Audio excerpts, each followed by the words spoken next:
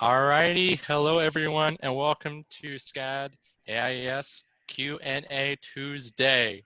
This event is all about you getting to know not only the board, but also just general students within the architecture department at SCAD. And the way you will get to ask questions is one, through our chat that we have on the Zoom, which you can access at the bottom of your Zoom page. So you can either post your question there along with your name and you're in school, or if you would like, just give the little hand raise and your reactions. I'll make sure to call on you. We will start with kind of showing off who will be on our panel today. And I'll start off with Liv, who is our junior rep and our Beaux-Arts Ball director. Hi guys, I'm Liv, and I'm a junior and the director of Beaux-Arts Ball. That's it. We have Jessie, who is our senior representative, and she is also our president. Hi, I'm Jessie. If you were here last night, you would have recognized me. It was my voice you were listening to. And then we have Shaderica, who is our grad representative and our professional development chair. Hi guys, I'm here at SCAD. We also have Solange, who is our transfer rep and our vice president. Hello. And provides jingles for our events. I'm sorry, guys. Hi, how are you? And then lastly, you have me, Chandler. I am your undergrad IPO representative, and I am also the events chair for AIAS. I will also be your moderator for this evening's event.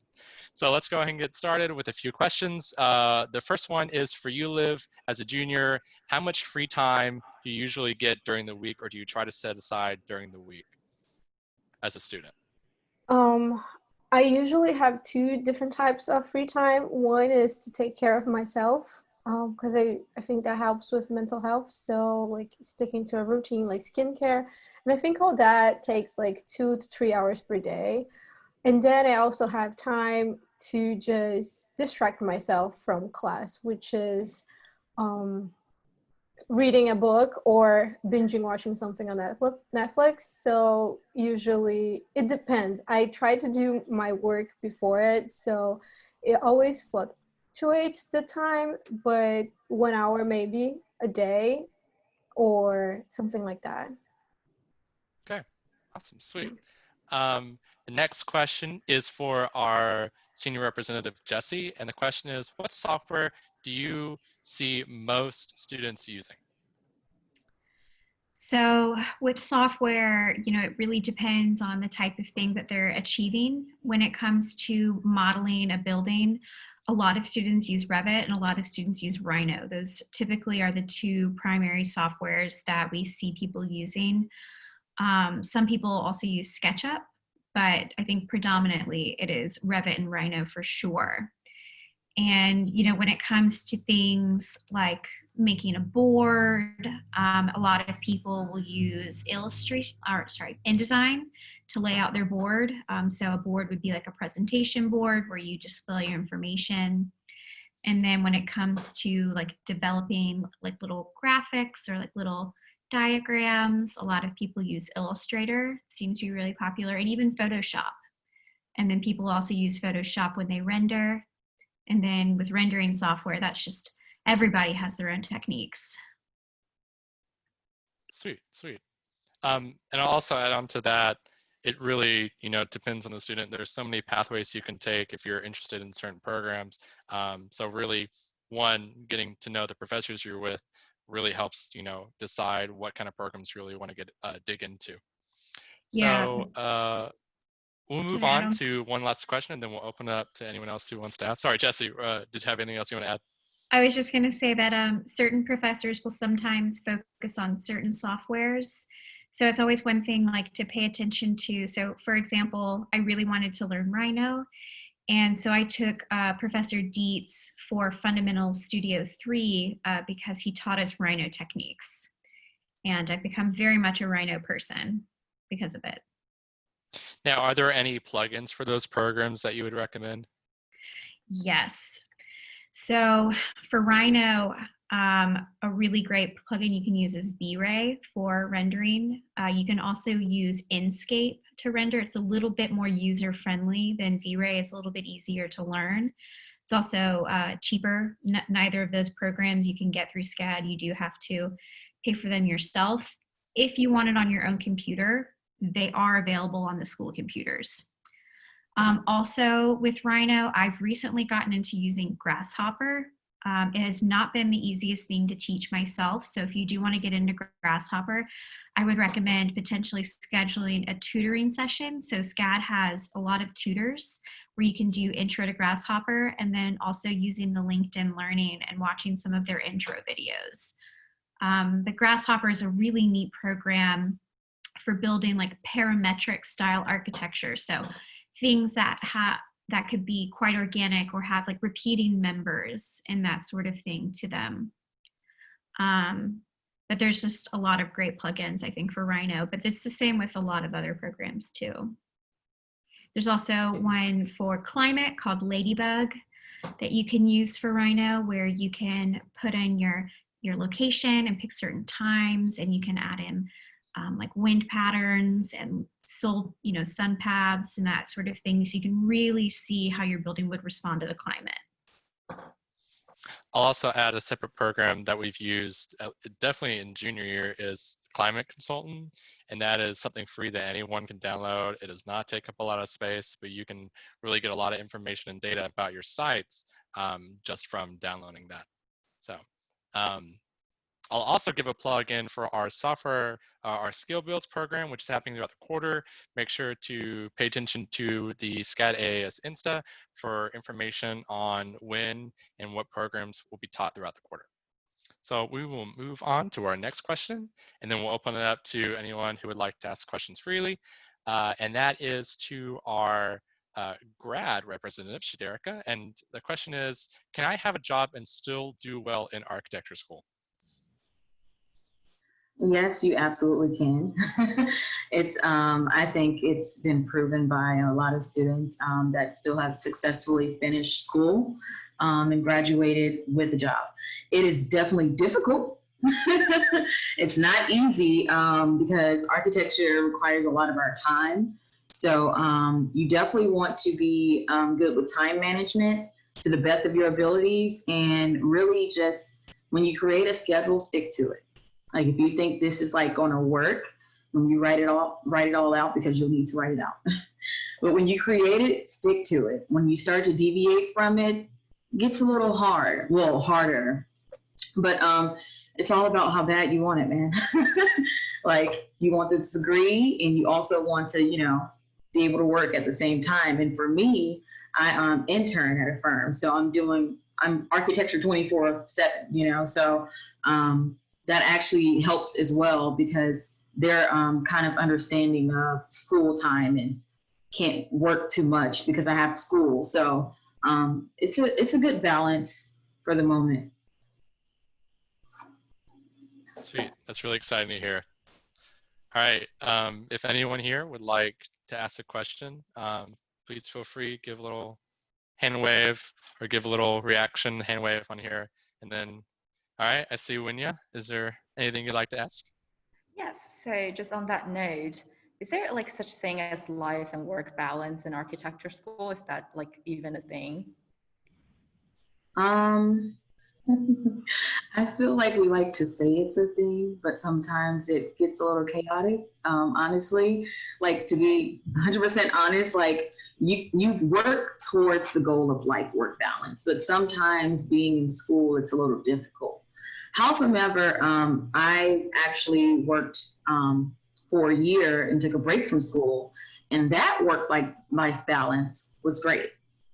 So it's when you add in the school part plus working in life, it gets a little difficult because it's architecture. Yeah, and I think adding to that, if like midterms and finals are always hectic, so you're always gonna have weeks where you're gonna have more work and weeks where it's gonna be more relaxing. So it's a matter of understanding how your workload is and just preparing for it. Yeah, I think, if there's one thing you will end up being pretty good at when you leave architecture school, it's time management, because our time is so precious and school can be so overwhelming. As someone who has I have a second undergrad degree in a completely different field of study, I can honestly say architecture school does take up a significant amount more time than other programs do. And I double majored and I still work 15 times harder in architecture school. But I can also say at the end of the day, it's extremely rewarding and the effort is so worth it. I feel like I've become so far just as a person. I definitely agree with Jessie too. Architecture school, it helps us build up resiliency when it's in time for us to be in the real world and deal with anything else. Like to us, we may feel like, oh, my time management isn't good or great. But once we're like out there, they're like, oh my gosh, you're like doing really good. And you're like, oh, thanks. I think the other thing to say is also like, don't let any of this scare you. I know, especially like when you start off in architecture school, can feel like super overwhelming, and everybody goes through it. Everyone gets overwhelmed. I still get overwhelmed sometimes, but the great thing about at least, our architecture program is that we are all a family, and you become so close with everybody around you, and you can kind of, I don't want to call it like collective stress, but you can, share the burden with other people, and everybody around you knows exactly what you're going through. And, you hit the point where you'll develop friendships where, you might be working all day and all of a sudden there's just a food next to you, and you might not know who gave it to you or how it got there, but, someone out there is taking care of you. And then we always look out for each other, which is one thing that I love the most, is that I always have someone I can turn to for things. That's awesome. And speaking of that, I'd like to transition into a new question for Solange, which is, as a, being a transfer, what is the experience connecting with new students at a new school?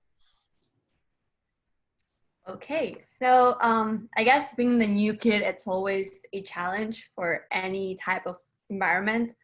But my experience with SCAD is that people at SCAD are extremely welcoming. And it's something that it was super nice to see. Everyone is kind of happy that you're there and they want to get to know you.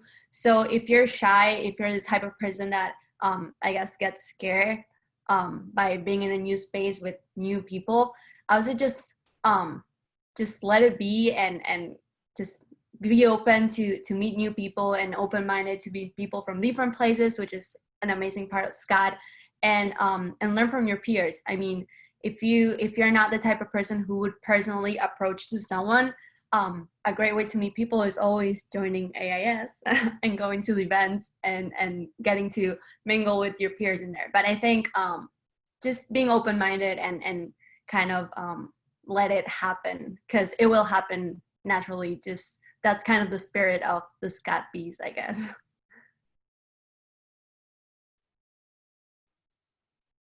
That's very nice. I'll say that too. That also goes back to what Jessie's saying is, sometimes it's little surprises that, after you make these connections that you really learn to see how these people can become your family. One, because you're spending so much time with them. Right. So if anyone would like to ask a question. Yes, Juanita. Yeah. I just had a question about, you kind of mentioned it yesterday about some of the benefits of being an AIAS member, but could you elaborate more on that, especially because I'm currently a NOMA member and I'm thinking of also being an AIAS member, but how do the benefits differ or anything like that? Jessie, would you like to take this? So I'm not a NOMA member, so I don't exactly know what all that they offer, but I do heavily encourage people to join both organizations. I think that they are different in where they offer support. Within the AIAS, we offer a lot of professional development support as well as just emotional support as a chapter. So professional development on a national level, whether it's networking, making connections, as well as learning about new and innovative things within the field of architecture.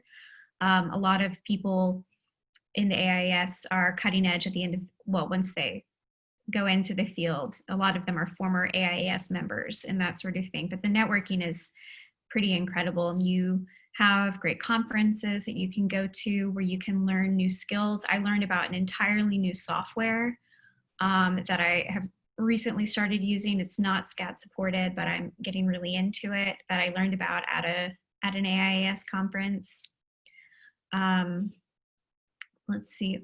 I want to hear, Wenya, what have you gotten out of being a member of the AIAS? Well, I think as a community, I think that's just, I mean, I'm a transfer student as well. And then like last year, I know nobody came in here with the same experience with Solange. And then, I mean, I think AIAS, I met, I think, Sophia in the kind of like a SCAD, like whole campus wide event. And then just trying to find a place that feels like you fit in. That's certainly the first step to become a part of the community. And then I think that's certainly one of the first steps. But also I went to Forum. It's one of the biggest events that happen in AIAS annually. And then I think last year we went to Toronto, Canada, with people in here. And then it's certainly established like not only professional connections, and then you're getting exposed to all those informations, but also you've got to know those people really well with building some common experience that's even beyond school. So it's certainly lovely. And that was wonderful, Wenya. And I know I'm not on the panel right now, but just as a fellow AIAS member, I wanted to share just the things that the biggest takeaway so far for me with AIAS has been like an extreme increase in confidence in myself and like able to carry myself better in terms of architecture, but also just as like an upcoming professional. I went to a lot of the local AIA chapter meetings, which is the adult version of us. And I got, it kind of forced me and made me a lot more comfortable in speaking with adults, like putting us on the same playing field. And so I think being able to claim yourself as an AIAS member and putting that as an affiliation on your resume is a conversation starter. Like my boss was an AIAS officer in college. So like that was something where he's like, oh, what have you done at your chapter? So I think that alone gives you something, but beyond that, the more you get involved, whether that's becoming an officer or nationally, we have committees on all sorts of topics, ethics, or even just advocacy. If you're really passionate about something, AIAS will provide you a platform to share. So I think that's the biggest strength, is the strength in numbers. So it's really becoming a part of something and really feeling like this national and international network. Similar to NOMAS, I'm sure. Like it's just conversation starter, and it backs you. There's a certain sort of trust and immediate like recognition when you see someone else and that they're a member of something that you also are interested in or passionate about. So that's my AIAS pitch. I love it. I think it's awesome. That was awesome. Ryan, I saw your hand raised. Did you have anything to add to that? No, my phone just freaked out. Okay. Yes, Jessie? Some other really cool things about the AIAS is that there's a lot of scholarship opportunities. So they have a lot of scholarships for current students as well as graduate students or students who have just recently graduated. So there are scholarships that only AIAS members can apply for. They also have ones that can help sponsor your licensure path, so they can help pay for exams as well as study materials. And then also being an AIAS member, you actually get 50% off on a lot of softwares, where right now at SCAD, we can also get some good deals, but as we get older or potentially graduate, being an AIAS member, you'll be able to access and purchase them for cheaper. There are also a lot of different in-studio competitions that the AIAS puts on for cash prizes. we can win a lot of money, which is always nice. You know, school's expensive. It's hard being a college student. It's hard paying for architecture supplies. So got to get the green where we can. We also typically can get cheaper hotels at certain conferences. It's just neat. That's really great. And just as a little recap, we've answered the questions on software, connect fellow student, and the value of joining AIAS. And one thing we haven't really covered though is, one of the most important things in our world right now, which is our computers, the way that we're connecting with each other. So I would like to know, I'll direct this towards Liv, what computers would you say are maybe good ones to look out for as an architecture student to be interested in using?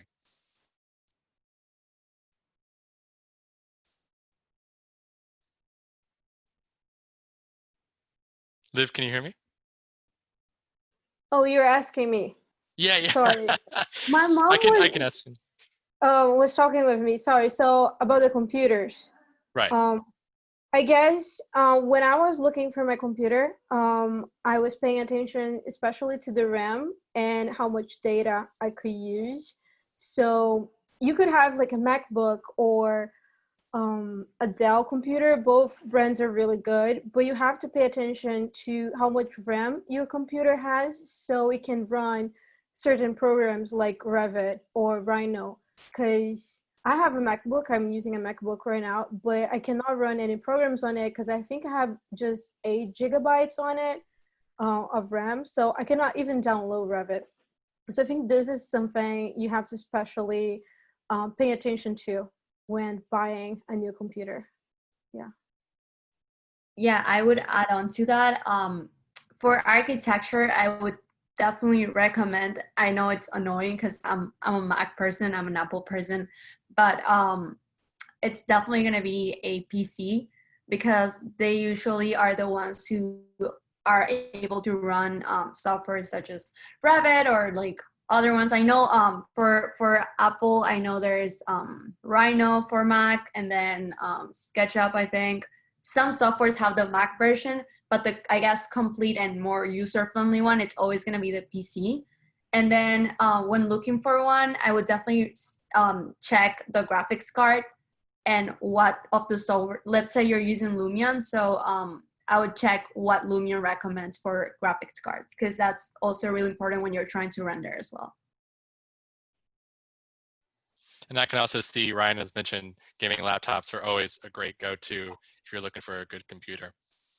Yeah, they can be loud, but the great thing about gaming laptops is that they usually have a really high volume of like working data, so you can run a lot of different software on it at once, and they usually come with a really, really high quality graphics chip, which is why gaming computers do really well for running architecture programs. Yeah, I actually have a gaming computer. That's what I have right now. It's really great. It's just loud. That's one thing. But hopefully in the future they're gonna figure that out. Yeah. Sweet. Before we move on to any IPOC questions, are there any other questions for the representatives that would like to be asked? Winya? I'm just trying to keep working on the time management part of things, and then is there any tips that people can share that how they get better on that department, please? Yeah, would the representatives on the panel like to kind of list off things that they do to kind of relax and unwind? For me, honestly, just walking away, because like I have really bad like eye pains if I stare at my screen too long. So one, get like blue light filter glasses always helps. And just stepping away and going for a walk, because sometimes a breath of fresh air can make the world of a difference. Yeah, personally, I would definitely say never underestimate an assignment ever. Never leave it to last minute. I think as a freshman, that was kind of a big thing that I had to deal with on my first semester, of just like pretending that an assignment was going to be easy because it kind of looked, but easy, but when I was actually doing it was super hard, and I was just like all over the place and ended up doing it to last minute. So just try to like do everything on a good timing. You're gonna know how you work as you go through, but it's always better to finish early with everything, printing, everything. I'm also really big into like physical planners. Like, you know, you can make a Google Calendar, you can use different apps, but there's something about having it written down on a piece of paper in front of me where I've had to take the time to sit down and truly go through my checklist that really makes a difference. One thing that I do like to do though is sometimes I'll set like monthly goals. So right now I'm applying to graduate school. So one of my monthly goals for September is having a rough draft of a grad portfolio to submit by October 1st. So I have that as like a monthly goal. And then I try and break things down into weekly goals, which could be like a to-do list. And I'll make those beginning of the week. And then I figure out times within my block schedule where I can work on each one. And I don't always stick to my schedule, but I try really hard to. And at least I've made it.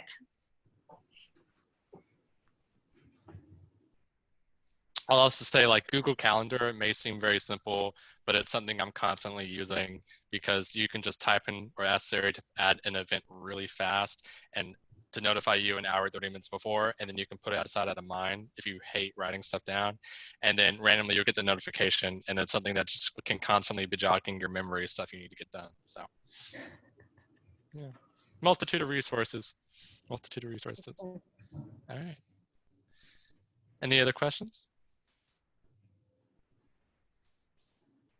All right, we'll go ahead and move on to answering some questions with iPal, because we know we had some students during our Monday presentation that had some questions. I'll start for discussing undergrad iPal, and then I'll hand it over to Shaderica, who will be able to answer or discuss the experience of being a grad iPal student. So first of all, what is iPal? iPal is Integrated Path to Architecture Licensure. Do you have to be in the program? No. Is it the architecture program? No, it is just an additional thing you can do as an architecture student. And what it allows you to do is you can do, the end result is that you become licensed faster, because usually it can take about 13 years to get licensed in the state of Georgia. And this program allows you to take internships during your undergrad. And then by the time in your master's, you're able to start doing the examinations to get and graduate possibly with your license. And as an undergrad, I think the biggest question is always, at least for me, it was, how do I get an internship? And a lot of it has to do, I would say partially is always confidence. Be confident. You'll never know what can happen. But it's also to make sure you are working on a resume and a portfolio. And it is okay if it does not look good. It will never look the way you want it to look, and that's okay. But the first step is always just to get something on the page. Same with the resume. You're always going to be tweaking it, but to have something that you can give an employer is going to make a world of a difference. And then going back to being confident, honestly, sometimes if you're just smiling through the struggle and giving it your best, employers will notice, because you're the people that are going to be representing the firm or the company. You got to be the ones that can show that you're confident under pressure. And if you come into an interview and you're, very tired, you don't seem interested, and you're not smiling, I wouldn't want to work with you, So that's something you got to keep in mind also as the interview. And I'll also say, if you don't get internship your first year, it is a-okay. These are very rough times. And I mean, even like seniors and juniors now are having hard times getting internships, and that's okay. This is something that everyone, not just here, but in the world, is dealing with. So just make sure, Christina, of course, is a great resource. I know there's a presentation happening later this week that she will be presenting, and she is always at least a great resource for me to run portfolios by, my resume by, but also just to get some very helpful life advice on how to navigate a very stressful world that we're in for internships. And of course, the panel here and the board for AIAS is always going to be a resource for you and your friends. You just got to reach out, because honestly, you may see like seniors or grads as like these very like, don't care about anyone else. We're just here to, to shine bright. we were students just like you, and we want to help students just like you, because that's what people before us did. And so we want to be there for you too. IPAL is not something you have to pay for, but of course for internship costs, if you're actually moving somewhere, like I know Isabella this summer, she had to move to Oklahoma, and that can be an additional cost. So that's something that you got to make sure you're working out, depending on the internship that you're going after. And it could be a big company, like I worked for HKS. It could be a small company like that I worked for this summer in Florida. It can be a multitude of places that has an architect that can accept XP hours. And I'll also add about XP hours. I won't get into it because that's a very separate and long conversation, but feel free to reach out to Christina or anyone who's an IPAL student to help you with AXP hours. Yes, Jessie. Or maybe Shaderica. Oh yeah, Shaderica. Actually, this is a perfect lead into Shaderica. I'm the professional development chair, but I'm also the NCARB licensing advisor for the students. So also, if you have any questions about NCARB or AXP hours, or any internship questions, I can also help you with that as well. But literally everything Chandler said he couldn't have said it better. The IPAL program, another key thing about it is to be a part of the program allows you the opportunity to take the test right now, because if you're still in school and you're not in the IPAL program, you can't take the test until you graduate. Like you can't start taking those at all. So that's one of the benefits of that I would see. And then also to the internships. When it comes down to internships, I've learned sometimes, I like the fact that Chandler kept mentioning having confidence. They absolutely love that. I've been in situations where sometimes someone would be like, "Oh, you seem timid." And I was like, "What? That's not me," you know, but it's just like how you present yourself in these workspaces. So moving on to another location, you walk in with that confidence, you say, you know, even when it comes down to like negotiating rates, honestly, you have the ability and the power to ask for, just put it out there on the table. If it gets denied, that's okay, we can negotiate. But, and that comes down to like anything when you're talking about them through these interviews, because not only are they interviewing you, but you're interviewing them, because this could be potentially somewhere where you want to work for longer than just a summer internship. And then again, also, if you're having difficulties like finding internships, sometimes it's good if you're already in the location that you want to work in, to just go in the office. Even if they don't have any listings, you just go in there, you take your stuff. That right there, that's the first confidence builder that they see from you already. It's like, oh, she's bold or he's bold. They just came in here. You know, we didn't even say we had anything available, but believe it or not, you know, there's ways.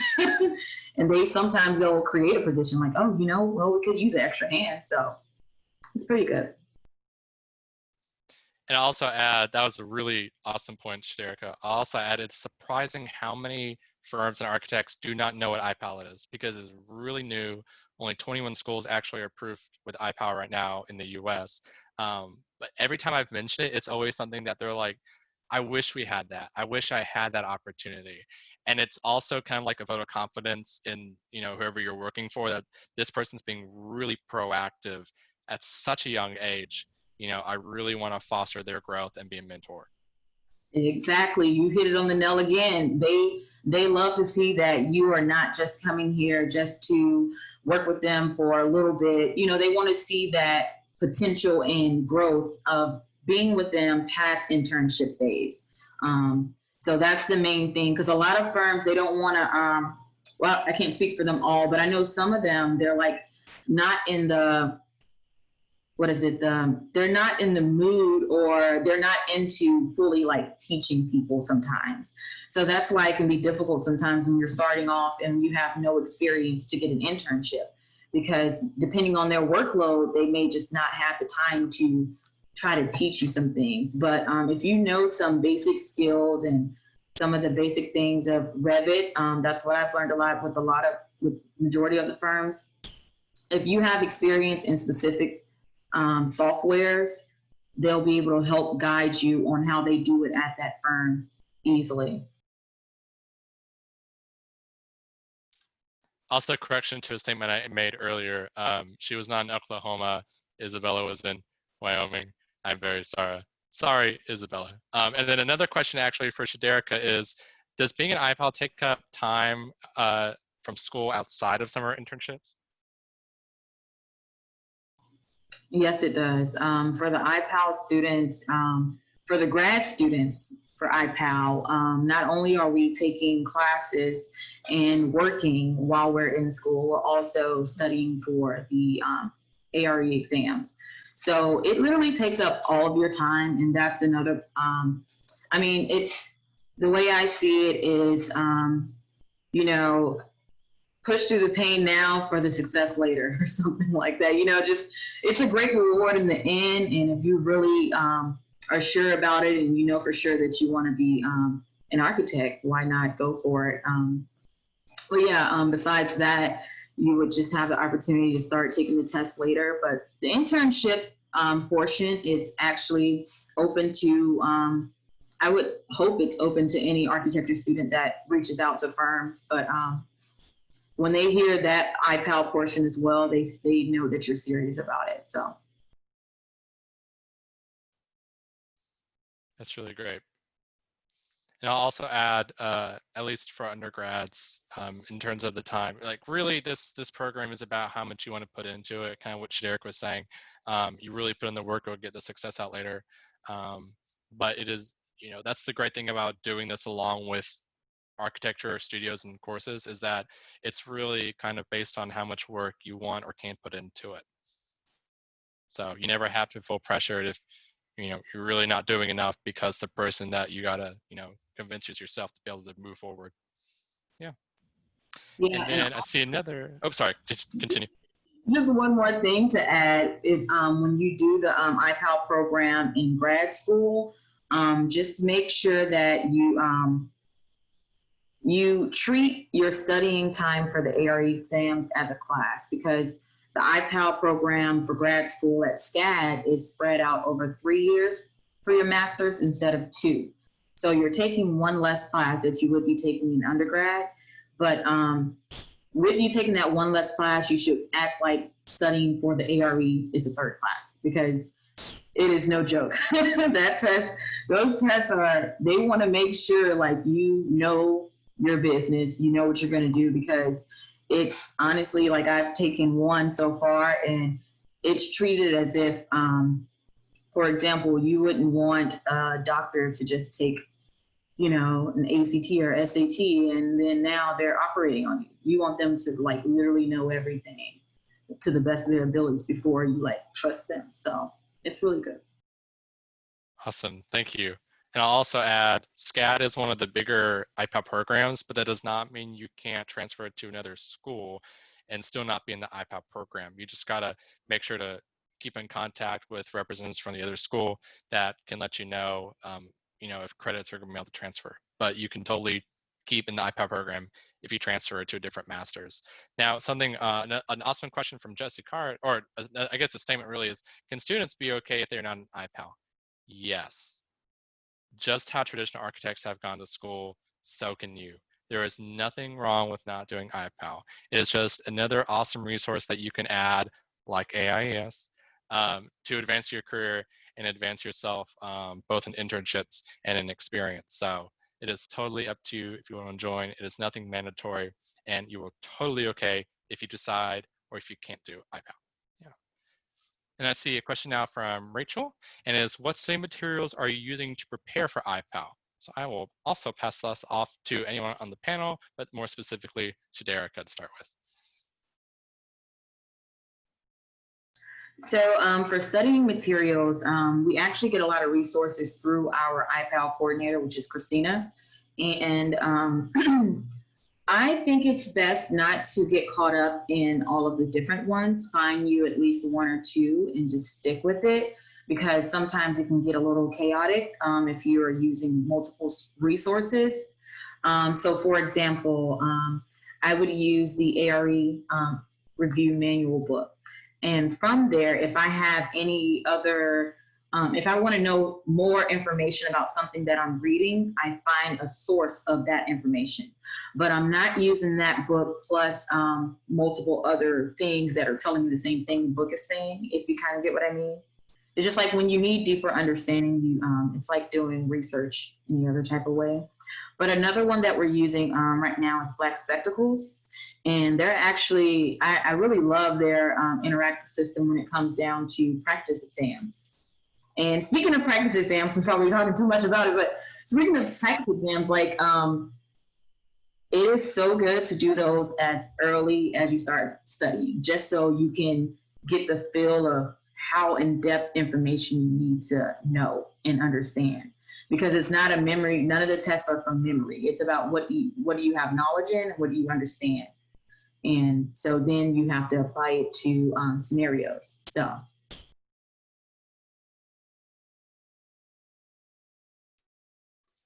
Perfect. Very well said. Are there any other questions that anyone on the panel or anyone in as a guest would like to ask? No? All right, perfect. Of course, if you do end up having any more questions, anyone who is either here or is watching this as a recording later, you are more than welcome to reach out to the SCAD AIAS email. You can reach us on Instagram. And also we have a new LinkedIn page, which looks amazing. So definitely please connect to that. And we'll be so excited to see you during the events that are happening during the fall quarter. So please, and that is at SCAD AIAS for our Instagram. So thank you so much for attending. Give an applause for our panel today, our amazing, beautiful panel. And we will catch up with you tomorrow for our Freedom by Design presentation. Same location on Zoom, same time, 8 p.m. And actually, Sophia is here with us, and she's actually the one who's going to be giving the presentation. So do you want to give like a little lead in, Sophia? Sure. If you don't know, now you know, Freedom by Design is the service branch of AIAS. So if you're somebody like me who likes to get their hands dirty or really just get involved and not just walk it or not just say it, but do it, then Freedom by Design might be for you. And tomorrow I'm going to talk about, so Wednesday is tomorrow if you're watching this post-production, Wednesday night at 8 p.m. on Zoom, I'm going to be talking about what Freedom by Design is as a national organization within AIAS, and also what it is in our chapter and what we're working on and how you can get involved. So join us tomorrow. Perfect. That's so exciting. And of course, I know this has been a very long week so far with all these Zooms and these meetings, so feel excited for Thursday when we do not have an event, but it's just a wellness check, a way to rest and relax and get back into the groove. So thank you for attending. We look forward to seeing you for the rest of the quarter and tomorrow at 8 p.m. All right. Thanks, guys.